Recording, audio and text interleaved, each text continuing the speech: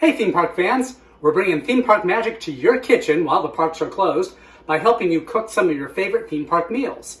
Today we're going with a Guinness stew from the Rose and Crown at Epcot's United Kingdom Pavilion. We're going to start off here. Actually, I'm having this recipe because, it serves 6 to 8 people. We don't have that many people in the social distancing kitchen here. So I'm going to call out the full amounts, but I'm only putting in the half amounts. So we're going to start by putting, let me just double check here. We've got a cup of all-purpose flour I'm going to be putting into this bag here, along with 2 pounds of cube steak. Actually, it's not cube steak, it's steak that's been cubed. We're using sirloin tips here. And then I'm just going to shake that up, getting a nice coating on this for our stew. So get that going nicely, get nicely coated up, and then I'm going to put that into my hot pan here and get this nicely browned. So yeah, it's going to start sizzling up. But again, this is one of those nice hearty meals that just make a really good dinner.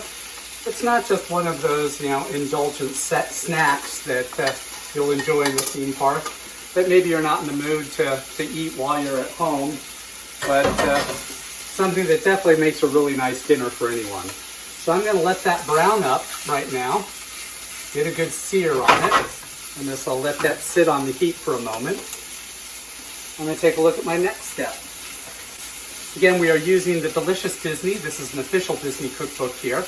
Yeah, I know that there are a lot of recipes floating out there for various Disney dishes, but this is one of the approved ones, so we're cooking that because we want to have that authentic flavor. We want this to be theme park magic. This isn't just regular old food that we're cooking here. It's something a little bit special, but still a really good meal.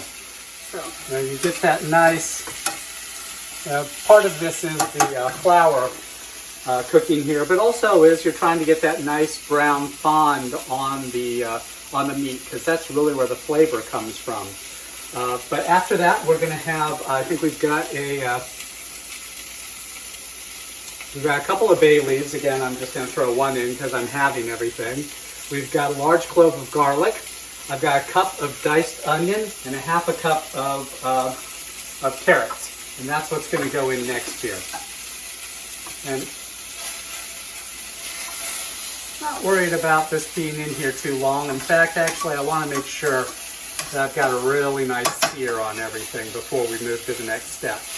Because you just got one chance to get that flavor base built up here on the stew.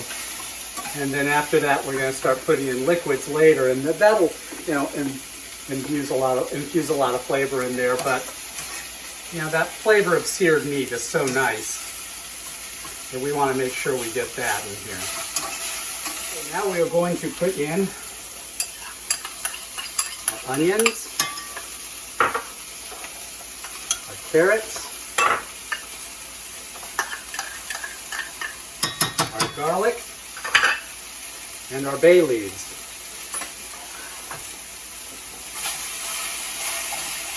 And we want to get those carrots and onions nicely tender. This is where we actually put in, well, actually, I'm going to let that get tender, and then we're going to put in our flour. I didn't want to skip a step there. Getting ahead of myself. So maybe about 5 minutes or so to let this get tender and continue searing that meat. Okay, those carrots are beginning to get tender, so now we're going to move in our next steps. We've got a tablespoon of thyme. We've got some rosemary, another tablespoon, and then we've got a 1/4 teaspoon of chili flakes. We're also going to be putting in, some of that excess flour.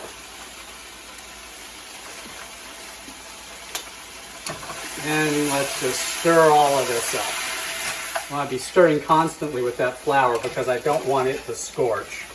I want it to get over everything, because that's going to help thicken up this stew once we've got it going. And now we are ready to start putting in our liquids here. And we're going to start with our namesake. We've got a cup of Guinness stout that we're going to add into this somewhat slowly because we don't want it to flame up. Oh, there we go. put it not so slowly that it doesn't come out. All right. There we go. Now what I'm doing here is I really want to get all the brown bits that have accumulated at the bottom there. I want to get this nice and thick. Get that down to a simmer and just let this simmer for about 10 minutes or so. Okay, while we're simmering there, I mean, you can season this up with a little salt and pepper if you feel like it. Just depends on kind of what your taste is with seasonings. But our final step here is we're going to put in 4 quarts of beef broth. Again, we've just got 2 here because we're having it. But before I do that, I want to shout out to our camera person here on the Social Distancing Kitchen, Lori Niles from violinist.com, who they're also running some recipes that you could be working on at home over there, where they've got some famous violinists who are contributing recipes. They've got some bread, some pasta, some cocktails. So if you want some stuff to go with this stew, head on over to our sister site, violinist.com, and check out their cooking show as well. So we've got our, I'm going to turn up the heat a little bit here because we're going to have to get this beef broth up to boiling. That's a really important part of the stew here, is we've got to get this boiling before we turn it down next. So heat's coming up. I'm going to stir this around. We're going to get it to boiling. Then we're going to reduce the heat, cover, and simmer this for about an hour. Lori actually just reminded me that this Guinness stew, even though we're cooking the recipe from the Rose and Crown, there was also a Guinness stew at one point on the menu at the Three Broomsticks at the Wizarding World of Harry Potter. So this is kind of one of those dishes that cross companies, because it's just, you know, good old-fashioned British comfort food here. So if there's any British theme in your park, whether it be the UK Pavilion at Epcot's World Showcase or the Wizarding World of Harry Potter at the Universal Studios theme parks, Guinness stew slots in really nicely. And hopefully it'll fit in really nicely in your home kitchen while you are looking for something fun and magical in a couple of different ways to cook. Okay, we've checked on it a couple times, ended up going about an hour like the recipe said, but we've got it bubbling up nicely there.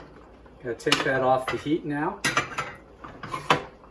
And we've got some nice thick Guinness stew right there. So we're gonna serve this up and we're gonna have dinner. I'm gonna have to fish the bay leaf out of there because we do want to remember to take that out before we serve it. But I hope you try this. I hope you have a lot of fun with it at home. And I hope you try some more of the recipes that we've got here on Social Distancing Kitchen. Just check out the playlist that we've got on YouTube. If you're looking for the specific recipe, again, the link is going to be right there below you if you're looking in the YouTube window, or right there below you in the text of the article if you're reading this embedded on themeparkinsider.com. So please do remember to subscribe to our channel and to our email newsletter for more episodes of Social Distancing Kitchen, as well as continuing theme park news. As soon as the park's open, we'll get that news to you ASAP. So please subscribe to stay in touch with us. And I hope you enjoy the meal here, and thanks for watching.